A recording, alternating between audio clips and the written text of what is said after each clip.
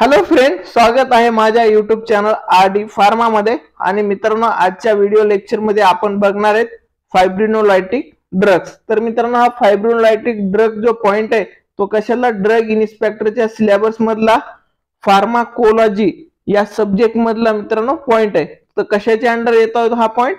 Drug affecting coagulation, म्हणजे coagulation वर कोणते कोणते ड्रग अफेक्ट करतात यामध्ये मित्रांनो आपण ऑलरेडी डिस्कस केले। अँटी कोॲग्युलंट ड्रग बघितलेले, नंतर अँटी प्लेटलेट ड्रग्स बघितलेले।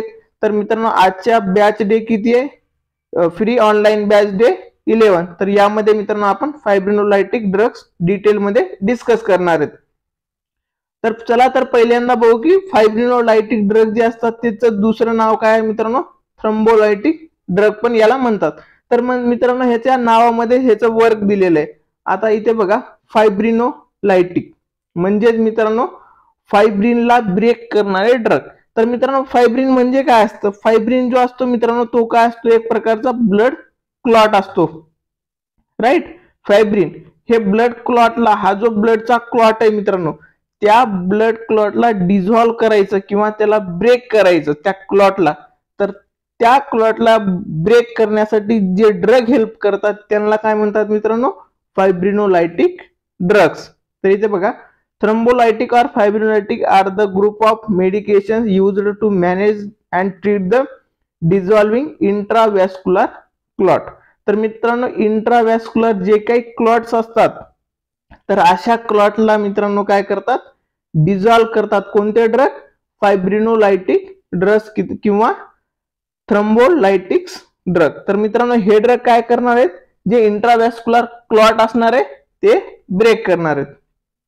नंतर इथे बघा, the blood has inborn capacity of dissolving intramuscular clots, म्हणजे मित्रांनो आपल्या सर्क्युलेशन ब्लड जे आहे त्याच्यामध्ये ऑलरेडी असे सबस्टन्स असतात जे काय करतात मित्रांनो?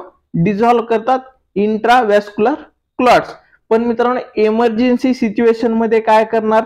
जे काही ब्लड ते क्लॉट डिझॉल्विंग सबस्टन्स असणार आहेत त्यांना मित्रांनो आपण काय करणार आहेत? फक्त हे ड्रग देऊन ऍक्टिव्हेट करणार आहेत, म्हणजे त्यांची प्रोसेस लगे वर्क होणार आहे। इथे बघा, by means of it fibrinolytic system. तर मित्रांनो, फायब्रिनोलायटिक एक सिस्टीम असते, ब्लड मध्ये प्रेझेंट असते। ती काय करते मित्रांनो? इंट्राव्हॅस्क्युलर क्लॉटला काय करते? डिझॉल्व करते। Fibrin deposited on the vascular epithelium in the process of injury repair small vessel is cleared by fibrinolysis. तर मित्रांनो, इथे बघा, ज्या वेळेस एखादी इंजुरी होते किंवा एखादा इपिथेलियल डॅमेज होतो तर त्यावेळेस काय होणार आहे मित्रांनो? फायब्रिन काय होतो? डिपॉझिट होतो, म्हणजे तिथे क्लॉट फॉर्मेशन होतं। तर मित्रांनो, हे क्लॉट क्लिअर होण्यासाठी जी प्रोसेस काम करते त्याला मित्रांनो फायब्रिनोलायटिक सिस्टीम असं म्हणतात।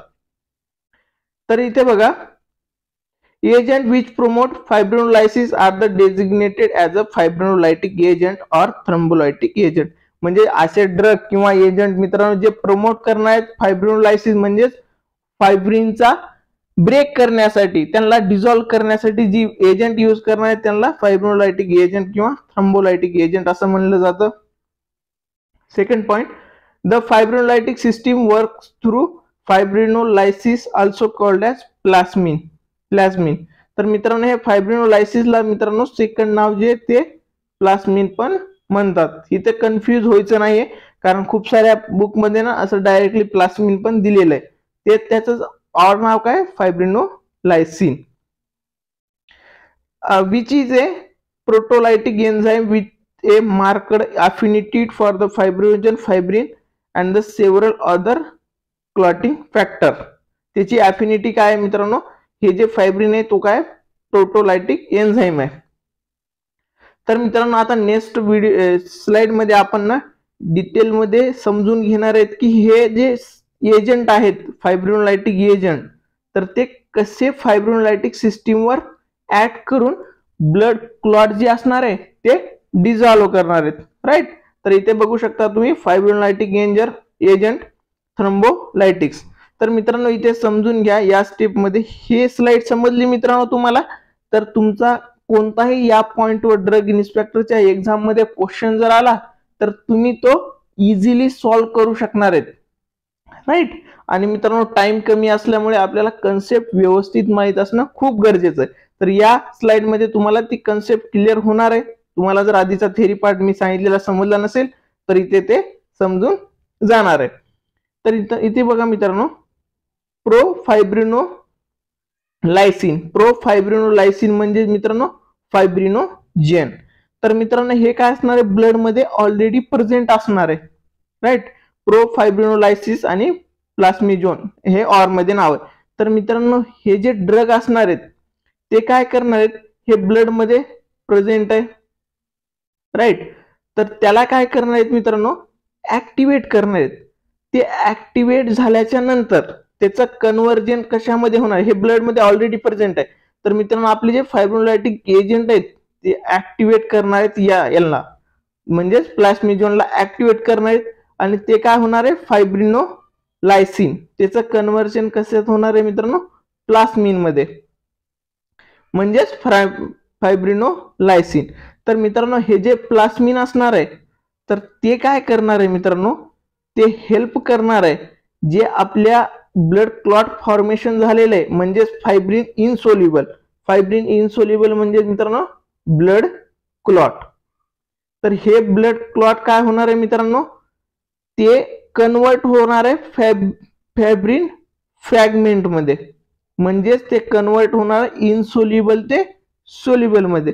इथे सिंपल मध्ये समजून घ्या, ही जे प्रोसेस आहे जे की conversion fibrin insoluble to fibrin fragment soluble, तर या प्रोसेसला मित्रांनो काय करायचं, आपल्याला स्पीडअप करायचं किंवा कसं स्पीडअप होणार, तर ते काय होणार मित्रांनो, हे जे आपले ड्रग आहेत फायब्रोलायटिक ड्रग तर ते काय करतात मित्रांनो, ऍक्टिव्हेट करतात ब्लड मध्ये जे प्लास्मिनोजेन ऑलरेडी प्रेझेंट आहे त्याला ऍक्टिव्हेट करतात आणि त्याच्या हेल्प थ्रू काय होणार आहे मित्रांनो, फायब्रिन इनसॉल्युबल त्याचं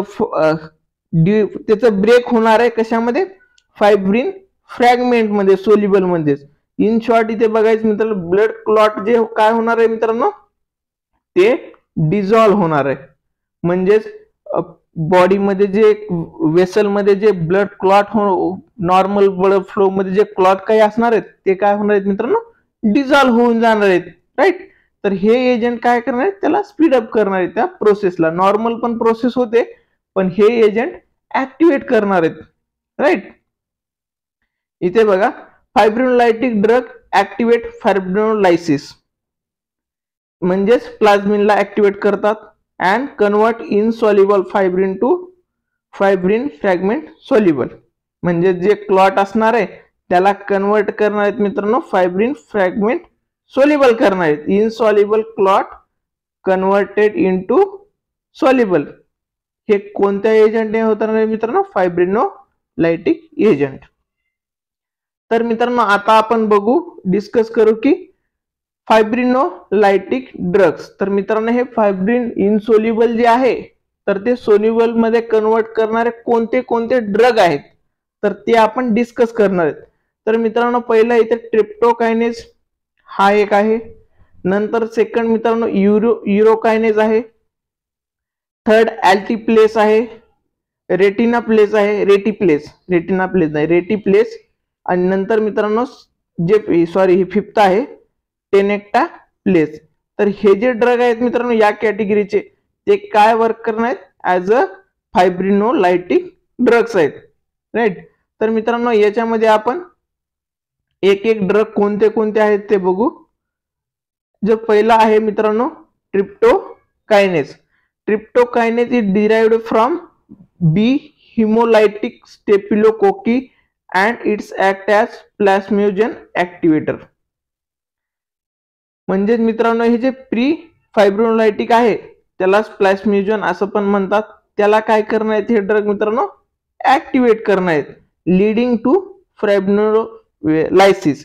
it can be used in vein thrombosis, pulmonary embolism, central retinal vein thrombosis. मित्रांनो हे ज्या कंडिशन आहेत ह्याच्यामध्ये मित्रांनो फायब्रिनोलायटिक एजंट यूज करणार आहे. त्याच्यामध्ये मित्रांनो डीप वेन थ्रोम्बोसिस आलं, प्लमनरी एम्बोलिझम आलं, नंतर मित्रांनो तुमचं सेंट्रल रेटिनल वेन थ्रोम्बोसिस आलं.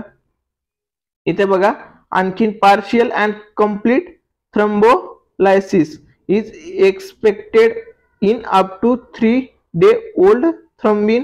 It has been used in myocardial infarction with success. तर मित्रांनो मायोकार्डियल इन्फ्रॅक्शन मध्ये पण यूज होणार आहे. स्ट्रेप्टोकायनेज हा कोणता एजंट आहे मित्रांनो? फायब्रिनोलायटिक एजंट आहे. नेक्स्ट एजंट बघू मित्रांनो युरिनोकायनेज. तर मित्रांनो युरोकायनेज हे जे ह्याच्या नावातच आहे युरो मित्रांनो याचं युरिन रिलेटेड काहीतरी असणार आहे. तर त्याच्यामध्ये आपण बघू युरिनोकायनेज इज अ प्लास्मिनोजन ऍक्टिव्हेटर. तर मित्रांनो हे सर्व ड्रग त्या प्रोसेसला ऍक्टिव्हेट करणार आहेत आणि त्याच्या थ्रू काय होणार आहे? फायब्रिन जे ब्लड इनसॉल्युबल क्लॉट असणार आहे तर ते कन्व्हर्जन होणार आहे फायब्रिन फ्रॅगमेंट मध्ये, जो की असणार आहे मित्रांनो soluble. Right. Fibrinokinase plasminogen activator related to the tryptokinase physiologically occurring in human urine. तर मित्रांनो हे कुठं ऑकर होणार आहे? ह्युमन युरिनच्या. It is extremely expensive. Urokinase can be used in the patient allergic to the streptokinase. तर मित्रांनो युरोकायनेज जे असणार आहे ते ह्युमन युरिन थ्रू भेटणार आहे आणि मित्रांनो हे जे काय आहे एक्स्ट्रीमली एक्सपेन्सिव्ह म्हणजे खूप महाग आहे हा. राईट. आणि मित्रांनो हे कोणत्या पेशंट मध्ये यूज करणार आहेत? ज्या पेशंटला स्ट्रिप्टोकायनेज जो आपण ड्रग यूज ऑलरेडी बघितला फायब्रिनोलायटिक एजंट, तर त्या पेशंटला एलर्जी असेल स्ट्रिप्टोकायनेजची तर त्या ह्याच्या कंडिशन मध्ये युरोकायनेज हा फायब्रिनोलायटिक यूज करणार आहेत. पण मित्रांनो आता सध्याला जे आहे तर युरोकायनेजचा जास्त यूज नाही होत कारण एक्सपेन्सिव्ह पण आहे आणि मित्रांनो दुसरे फायब्रिनोलायटिक एजंट अवेलेबल आहेत म्हणून युरोकायनेजचा तेवढा यूज होत नाही सध्याला. नेक्स्ट ड्रग बघू मित्रांनो जो की फायब्रिनोलायटिक एजंट आहे अल्टिप्लेज. तर मित्रांनो अल्टिप्लेज मध्ये बघा अल्टिप्लेज रिकम्बिनंट टिश्यू प्लास्मिनोजन. हे काय आहे? Recombinant tissue plasminogen activator produced by recombinant DNA technology. तर मित्रांनो हे जे आहे तर ते कशाने प्रोड्यूस केलं जातो? रिकम्बिनंट डीएनए टेक्नॉलॉजी जी आहे तर त्याने काय करतात मित्रांनो याला तयार केलं जातं, प्रोड्यूस केलं जातो. आणि मित्रांनो हे काय करणार आहेत? आपला प्लास्मिनोजन आहे त्याला ऍक्टिव्हेट करणार आहेत. Recombinant tissue plasminogen from human tissue culture. It is catalyse and cleavage of endogenous plasminogen to generate plasmin. हे काय कुठून भेटतात मित्रांनो?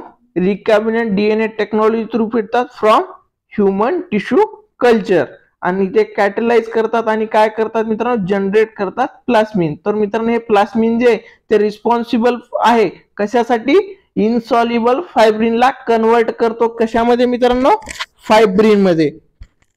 राईट. आणि फायब्रिन मध्ये तो कन्वर्ट झाला सॉल्युबल फायब्रिन मध्ये तर तो फ्रॅगमेंट होऊन तो ब्लड क्लॉट म्हणजे ब्रेक होऊन जाणार आहे. नेक्स्ट ड्रग आहे मित्रांनो रेटिप्लेज. तर मित्रांनो रेटिप्लेज जे आहे हे काय? Non glycosylated deletion mutant of recombinant. इथे बघा याचं रिकम्बिनंट प्लास्मिन ऍक्टिव्हेटर. तर हे पण काय आहे मित्रांनो? रिकम्बिनंट टिश्यू प्लास्मिजन ऍक्टिव्हेटर आहे. तर याच्यामध्ये बघा technology in which some of amino acid of native recombinant plasminogen activator and is missing. This change makes it longer action but somewhat the less selective for the fibrin bond fibrinogen. तर मित्रांनो ह्याच्या technique मुळे काय होणार आहे? ह्याची action वाढणार आहे. राईट. हे सेम दोन्ही ड्रग सेमच आहेत फक्त इथे डिफरंट आहे. नॉन ग्लायकोसायलेटेड डिलेशन म्युटंट असणार आहे हा. आता मित्रांनो याच्यामध्ये लास्टचं बघू. लास्टचा जो फायब्रिनोलायटिक एजंट आहे तर ते टेनॅक्टाप्लेज. तर मित्रांनो this is genetically engineered substitution mutant of native TA has higher fibrin selectively slower plasma clearance म्हणजेच लॉंगर ड्युरेशन ऑफ ऍक्शन। तर मित्रांनो ह्याची जे ह्याला कसं बनवलेलं आहे genetically engineered substitute of native TPA म्हणजे आपण जे ऑलरेडी हे जे बघितलं तर त्याच्यामध्ये टेक्निक यूज करून तयार केलेले आहे। इथे बघा इथे महत्त्वाचा एक पॉइंट आहे, it is the only fibrolytic agent that can be injected IV as a single bolus dose over 10 second. तर मित्रांनो हा एकमेव फायब्रोलायटिक एजंट आहे जो की इंजेक्टेड करतात IV as a single bolus dose over 10 second, while altiplase required 19 minute infusion and retiplase need 2 injection of 13 mg intervals 13 mg नाही sorry 13 minute interval. तर मित्रांनो इथे तुम्ही बघू शकता अल्टिप्लेज जे आहे तर त्याच्यासाठी काय करणार 19 मिनिट म्हणजे 90 मिनिट इन्फ्युजन रिक्वायर्ड असणार आहे। रेटिप्लेज मध्ये need 2 injection for at 19 minute 13 minute interval म्हणजे 2 इंजेक्शन रिक्वायर्ड असणार आहेत किती मिनिटच्या इंटरवल मध्ये 30 मिनिटच्या इंटरवल मध्ये। पण मित्रांनो हे इंजेक्टेड IV ने करू शकता सिंगल बोलस ओव्हर 10 सेकंड राईट। आणि ह्याच्यामुळे त्याची मित्रांनो ऍक्शन बी काय लॉंगर ड्युरेशन ऍक्शन आहे। लास्टचा पॉइंट बघू मित्रांनो, आता हे जे आपण फायब्रोलायटिक एजंट्स बघितले आपण डिटेल मध्ये त्यांची मोड ऑफ ऍक्शन बघितली। मोड ऑफ ऍक्शन एवढीच आहे की ते काय प्लास्मिनोजन जे आहे तर त्याला ऍक्टिव्हेट करतात आणि मित्रांनो कन्वर्ट करतात फायब्रिन जे असणार आहे इनसोल्युबल त्याला सोल्युबल फॉर्म मध्ये। ही मोड ऑफ ऍक्शन झाली। आणि आता मित्रांनो त्याचे युजेस बघू की कोणत्या कोणत्या कंडिशन मध्ये फायब्रिनोलायटिक एजंट यूज करणार आहेत आपण। तर पहिली आहे मित्रांनो अॅक्यूट मायोकार्डियल इन्फ्रॅक्शन आणि मित्रांनो हे एकदम इम्पॉर्टंट आहे आणि ह्याच्यामध्ये ह्यांचा यूज खूप जास्त आहे। अॅक्यूट मायोकार्डियल इन्फ्रॅक्शन नंतर मित्रांनो युजफुल आहे डीप वेन थ्रोम्बोसिस म्हणजे मित्रांनो DVT याच्यामध्ये पण फायब्रिनोलायटिक एजंटचा यूज आहे। ह्यांच्या ट्रीटमेंट साठी यूज करतात फायब्रोलायटिक एजंट। नंतर पल्मोनरी एम्बोलिझम याच्यामध्ये पण फायब्रोलायटिक एजंट यूज करणार आहेत। नंतर मित्रांनो स्ट्रोक मध्ये पण या जे हे मित्रांनो हे जे कंडिशन आहेत सर्व इमर्जन्सीज कंडिशन आहेत म्हणजेच पेशंटला लाईफ थ्रेटनिंग आहेत हे सर्व जे इव्हेंट आहेत किंवा हे डिसीज आहेत हे लाईफ थ्रेटनिंग आहे किंवा पेशंट डेथ होऊ शकतो यांनी, म्हणून हा जो फायब्रोलायटिक एजंट आहे तो खूप युजफुल आहे। स्ट्रोक नंतर लास्ट आहे पेरिफेरल आर्टेरियल ऑक्लुजन तर ह्याच्यामध्ये पण फायब्रोलायटिक एजंट युजफुल आहेत। तर मित्रांनो आपण हे जे नोट्स बघितलेली आहे ही तुम्हाला सर्व जे आहे हे टेलिग्राम चॅनलवर तुम्हाला भेटणार आहे मित्रांनो।